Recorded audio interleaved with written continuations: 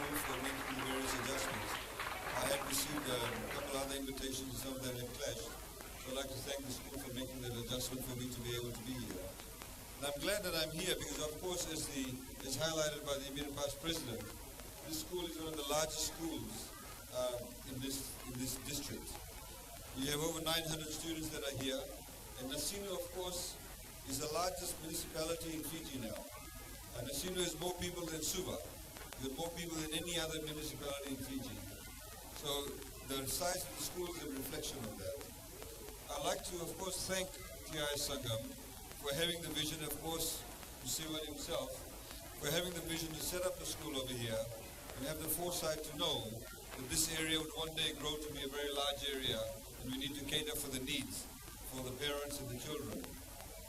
I'd also like to thank very publicly the wonderful work done by the teachers. As you can see, this is a very, very large school and the student-teacher ratio, in fact, is very, very high.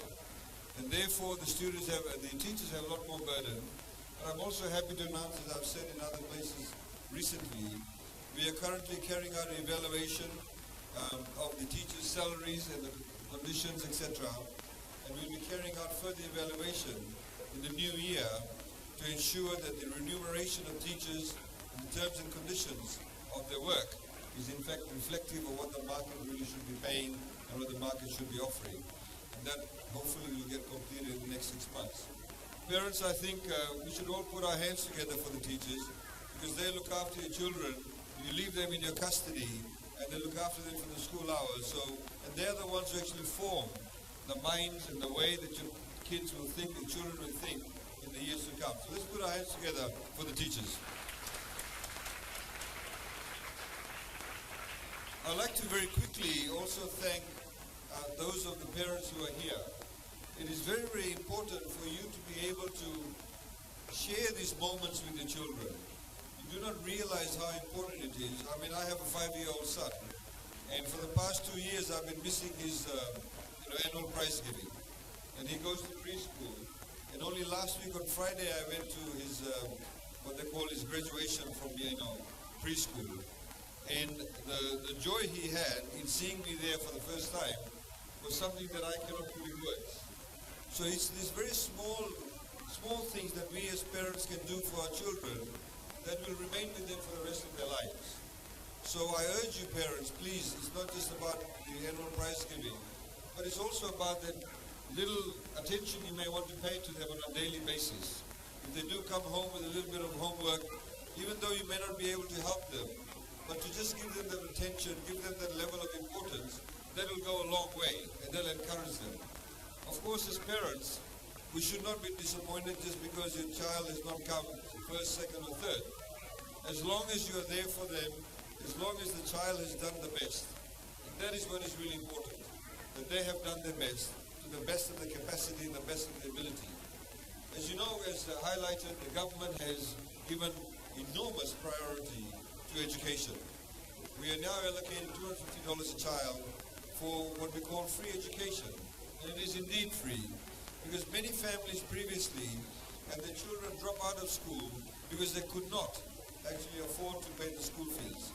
In fact, I know I was told recently a story about how one of the adults who I was talking to, they said they used to always hide from the head teacher because the head teacher would always come and ask them for the fees.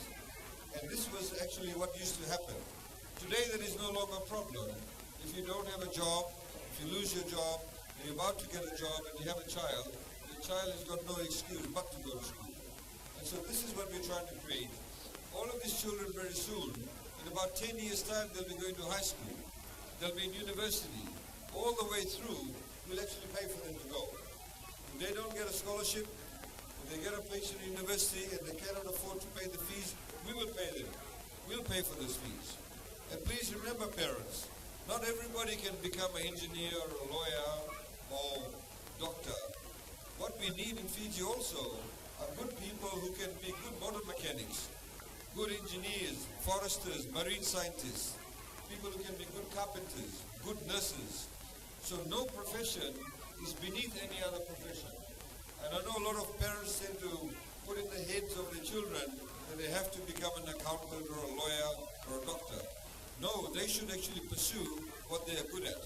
If your child is good in art, give them that encouragement. If they are good in maths, give them that encouragement. If they are good with their hands, they're good at making things, give them that encouragement. And you will then help to nurture them. And they will always become the best in whatever they are good at. So that is very, very important to do that. And to all the children, congratulations for finishing your year. I know you probably, half of you not listening to my speech. This is probably very important at this point in time. But I'd like to acknowledge the children for putting in the effort. Of course, some have done better than others, but all of them actually have come together as a team to be able to help each other. So once again, ladies and gentlemen, thank you for the invitation. I'd like to thank the school for the invitation. I'd also like to say that we're in a wonderful space in Fiji at the moment. There are a lot of positive things happening, a lot of economic growth, a lot of opportunities. Our children have a bright future. If we're all able to stick together, we're all able to come together for our country as Fijians to help each other. Cyclone Winston was a classic example. So many Fijians came together to help each other. And if we are able to just one value impart to our children, that if they are patriotic to their country, if they are able to care for the person next door to them, irrespective of who they are, if they're in trouble, if they fall down, if they're in need, we need to be concerned about them. And in that way become better human beings, be able to help other people also, and be able to also create a better society for all of us. I wish you all a fantastic Christmas and a Happy New Year. Thank you very much.